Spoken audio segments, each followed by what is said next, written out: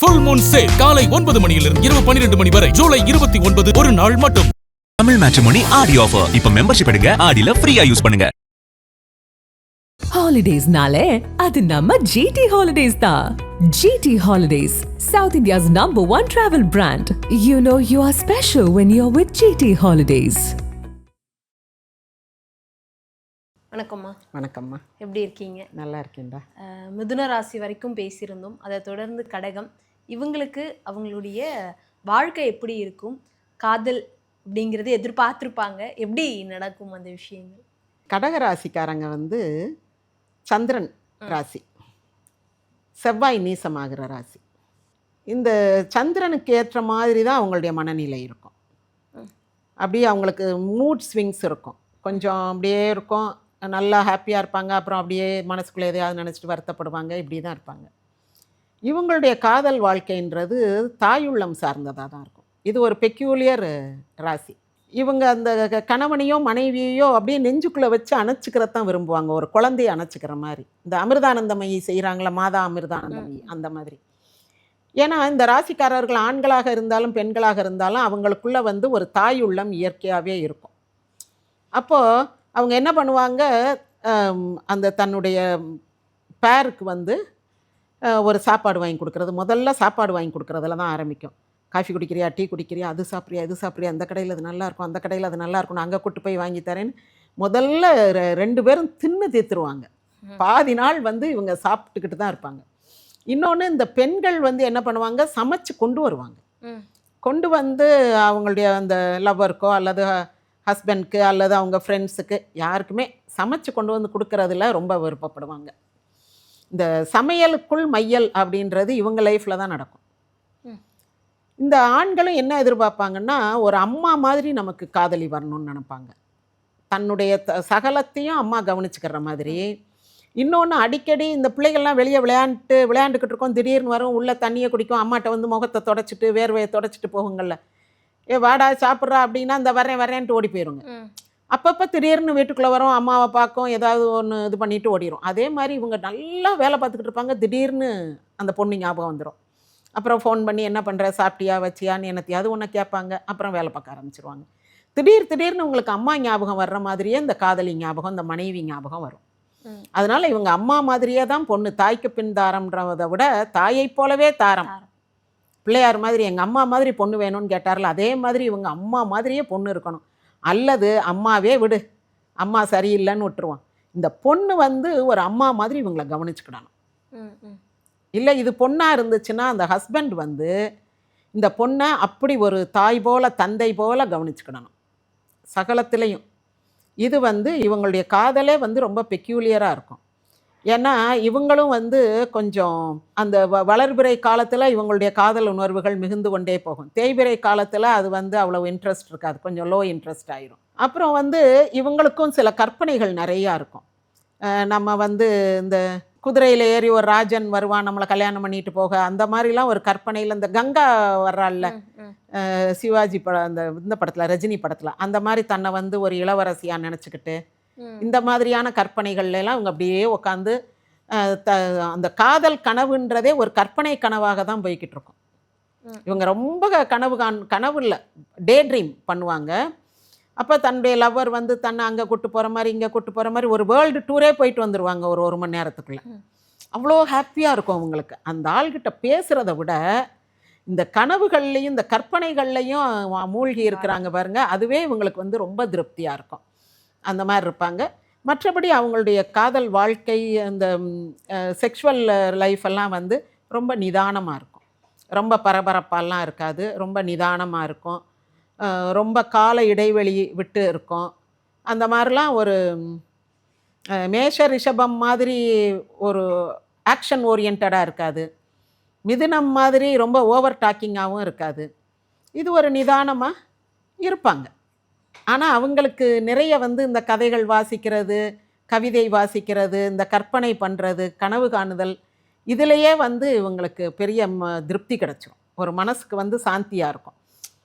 அப்படி உட்காந்து ஒரு டே ட்ரீம் பண்ணாங்கன்னா அவங்களுக்கு அப்பாடா அப்படின்ற மாதிரி இருக்கும். மற்றபடி ரியல் செக்ஷுவல் லைஃப்ன்றது நிதானமாக இருக்கும். கடகராசி அன்பர்கள்கிட்ட இந்த ரகசியம் எப்பயும் இருந்துக்கிட்டே இருக்கும் அப்படின்னா என்ன சொல்லலாம்? இவங்க தேவையில்லாமல் யார் மேலேயாவது கோவிச்சுக்கிடுவாங்க. யாராவது இவங்கள பார்த்துட்டு பேசாமல் போயிருப்பாங்க. என்ன நம்ம பார்க்கலையா, நான் வர்றது தெரியலையா அப்படின்னு கேட்டிருந்தா, ஐயோ சாரிப்பா பார்க்கல பார்க்கல. அப்படின்னு பேசியிருப்பாங்க. ஆனால் அதை மனசில் வச்சுக்கிடுவாங்க, சாகிற வரைக்கும் சொல்லவே மாட்டாங்க. இவெல்லாம் ரொம்ப திமிர் பிடிச்சவ தெரியுமா, பார்த்தா பார்க்காத மாதிரி போவா அப்படின்னு மனசுக்குள்ளே இவங்களா சொல்லிக்கிட்டே இருப்பாங்க. இப்படி எல்லார் மேலேயும் உங்களுக்கு கம்ப்ளைண்ட்ஸ் இருக்கும். எல்லார்ட்டையும் நல்லா பேசுவாங்க, ஆனால் எல்லார் மேலேயும் உங்களுக்கு கிரட்ஜஸ் மனசுக்குள்ளே வந்து, இவன் அன்னைக்கு பார்க்காம போனா, இவன் அன்னைக்கு நான் சாப்பாடு கொடுக்கும் போது ஐயா நல்லாவே இல்லை, மும்பிட்டுக்காரம் இதெல்லாம் சாப்பிட்டு உங்கள் வீட்டுக்காரர் எப்படி உயிரோடு இருக்காருன்னு கேட்டுட்டா அப்படின்ட்டு. அது விளையாட்டு கூட கேட்டிருக்கோம். அவங்களுக்கு காரம் சாப்பிட்ருக்க மாட்டாங்க, ஐயோ என்ன இப்படி காரம் போடுறீங்க, இதெல்லாம் சாப்பிட்டு உங்கள் வீட்டுக்காரர் எப்படி உயிரோடு இருக்காருன்னு கேட்டிருக்கோம். அதை வந்து இவங்க மனசுக்குள்ளே வச்சுட்டு இப்படி கேட்டுட்டாளே, நான் எங்கள் வீட்டுக்காருக்கு எப்படி பார்த்து பார்த்து சாப்பாடு கொடுக்குறேன், எப்படி உயிரோடு இருக்காருன்னு என்னை கேட்டுட்டாளேன்ட்டு நேராக பார்க்கும்போது நல்லா பேசிக்கிடுவாங்க. ஆனால் மனசுக்குள்ளே அந்த வருத்தம், அந்த கோபம், ஆற்றாமை, இவங்க வந்து நிறைய ஆற்றாமைன்றதுடைய சின்னமாக இருப்பாங்க. நிறைய மனசில் வந்து குட்டி குட்டி கவலைகளாக இருக்கும். அதை நேராக பேசுனாங்கன்னா தீர்ந்து போயிடும். ஆனால் பேச மாட்டாங்க. பேசினா சண்டை வந்துருமோ, அவங்க பேசாமலே போயிடுவாங்களோ, ஒருவேளை நம்ம மேலே தான் தப்பாக இருக்குமோ, நம்ம ஏன் நீ கூப்பிடல, உனக்கு கண்ணு தெரியலையா, எனக்கு தான் தெரியல, உனக்கு கண்ணு தெரிஞ்சில்ல, நீ கூப்பிட்ருக்கலாம்லன்னு கேட்டுட்டா, ஆமாம் நம்ம பார்த்துட்டு இப்படி அப்படின்னு இவங்களே மனசுக்குள்ளே கன்ஃபியூஸ் ஆகி, கன்ஃபியூஷன்றதுனுடைய மொத்த உருவமாக இருப்பாங்க. இவங்களுக்கு கொஞ்சம் டவுட் இருந்துக்கிட்டே இருக்கும். அவங்க திருப்பி இப்படி கேட்டாங்கன்னா என்ன பண்ணுறது அப்படின்ற ஒரு கேள்வி வந்துடும். அதனால இவங்க மனசுக்குள்ளே வந்து நிறைய சின்ன சின்ன வருத்தங்கள் இருக்கும். ரொம்ப பெருசு இல்லை, சின்ன சின்ன வருத்தங்கள் இருக்கும். கடகராசி நேயர்களுக்கு இந்த விஷயங்களில் கண்டிப்பாக கவனம் தேவை அப்படின்னா என்ன சொல்லுவாங்க? இவங்க வந்து தேவையில்லாமல் தியாகம் பண்ணுவாங்க. ரொம்ப வைராக்கியம் வச்சுருப்பாங்க. இப்போ வைராக்கியம்னா என்னென்னா, ஒரு குடும்பத்துக்காக இவங்க ஒரு மூத்த சகோதரின்னு வச்சுக்கோங்களேன், ஒரு குடும்பத்துக்காக உழைச்சிட்டு கடைசியாக கல்யாணம் பண்ணிக்கிடுவாங்க. ஒரு அண்ணனாக இருந்தாலும் அப்படித்தான், தங்கச்சிமார் 3 தங்கச்சின்னா 3 தங்கச்சிக்கும் கல்யாணம் முடிச்சுட்டு கடைசியில் கல்யாணம் பண்ணுவார். கல்யாணம் பண்ண பிறகு அந்த 3 தங்கச்சியும் தனக்கு தான் மனைவிக்கு வந்து பிரசவ நேரத்தில் உதவணும்னு நினைப்பாரு, அவங்க வரமாட்டாங்க. அதுக்கு பிறகு இவர் அவங்ககிட்ட யார்கிட்டையும் பேச மாட்டார். மனைவி தான் தெய்வம், மனைவி தான் தனக்கு எல்லாம். இவரே அவங்களுக்கு வேண்டிய பணிவிடைகள்லாம் ஒரு தாய் மாதிரி செய்வார். ஒரு தாய் வீட்டுக்கு வந்தால் எப்படி பெத்த தாய் வந்து அந்த பிள்ளைக்கு முதல் பிரசவம் பார்த்து விடுவாங்களா தான் மகளுக்கு, அதெல்லாம் இவரே பார்ப்பார். அதுக்கு பிறகு அந்த சகோதரிகள் யார்கிட்டையும் பேசவே மாட்டார். அவங்களுக்குன்னு வேலை, குடும்பம் அப்படியெல்லாம் இருக்கும். ஒரு பெண்ணை வச்சு பிரசவம் பார்க்குறதுன்றது அவங்க வேலையை விட்டுட்டு ஒரு மாதம் 1.5 மாதம் லீவ் எடுத்து வீட்டில் இருந்து பார்க்கணும். அதெல்லாம் அவங்களுக்கு சரிப்பட்டு வராது. ஆனால் இவங்க வந்து நான் உனக்காக உங்கள் 3 பேருக்காகவும் நான் 7 வருஷம் கழித்து கல்யாணம் முடித்தேன். நான் லவ் பண்ண பிள்ளை கூட கல்யாணம் முடித்து போய் பிள்ளையெல்லாம் பெற்று வளர்த்துட்டா.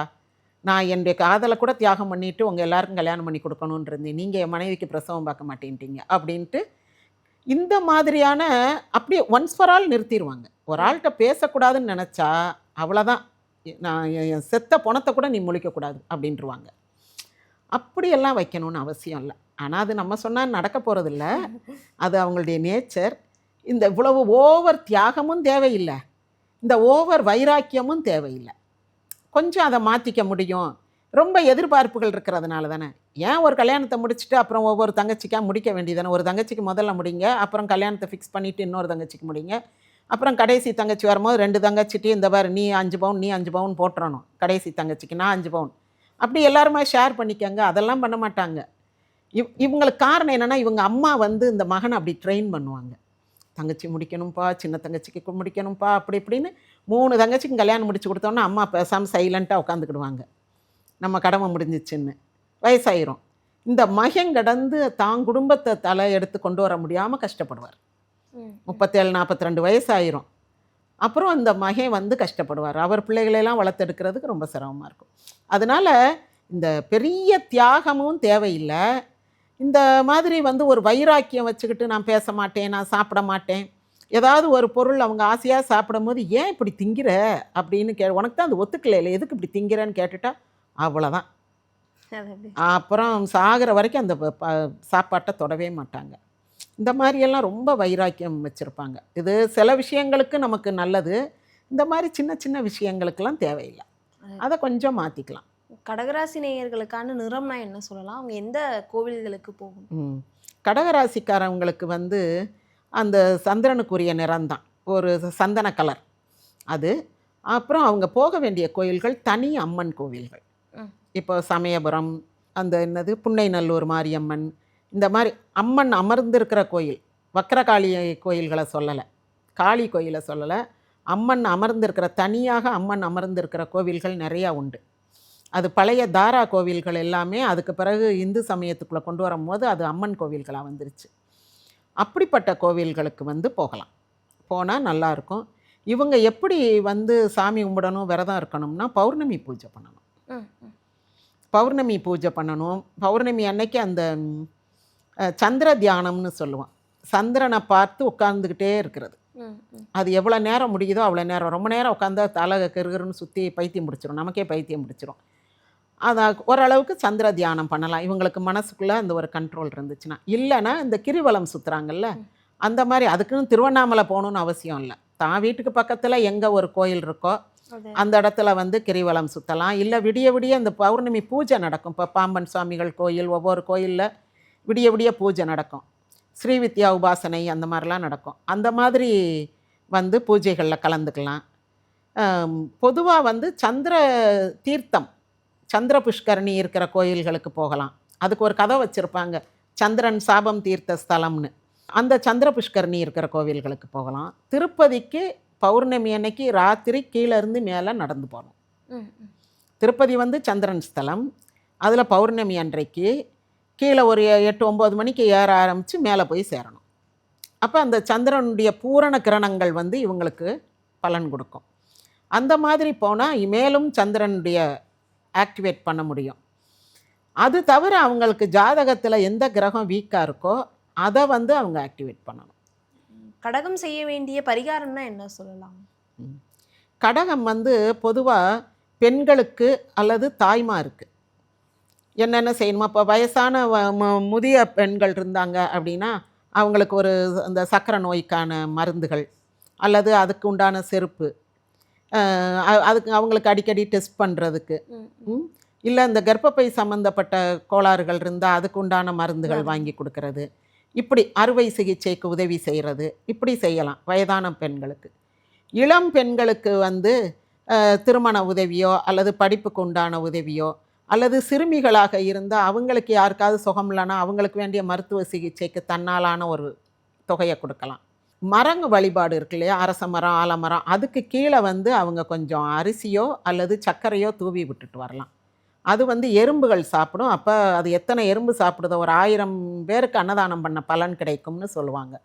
அந்த ஏன்னா இவங்க வந்து இந்த சாப்பாடு அம்மா இந்த சென்டிமெண்ட்டோடு சம்மந்தப்பட்டவங்க, அதனால் இவங்களுக்கு வந்து அந்த அன்னதானம் பண்ணுறதுன்றது ரொம்ப உதவியானது. திருவிளக்கு பூஜை பண்ணுறாங்கல்ல, அம்மன் கோவில்களில் அன்னதானம் பண்ணுறது, கூழ் ஊற்றுறது, இந்த மாதிரியான காரியங்கள் வந்து இவங்க செய்யலாம், சிறந்த பரிகாரமாக அமையும். கண்டிப்பாக கடகராசியை பற்றி நிறைய தகவல்களை சொல்லியிருந்தீங்க. அடுத்தடுத்தும் பல ராசிகளை பற்றி தொடர்ந்து பேசுவோம். மிக்க நன்றிமா. நன்றிம்மா.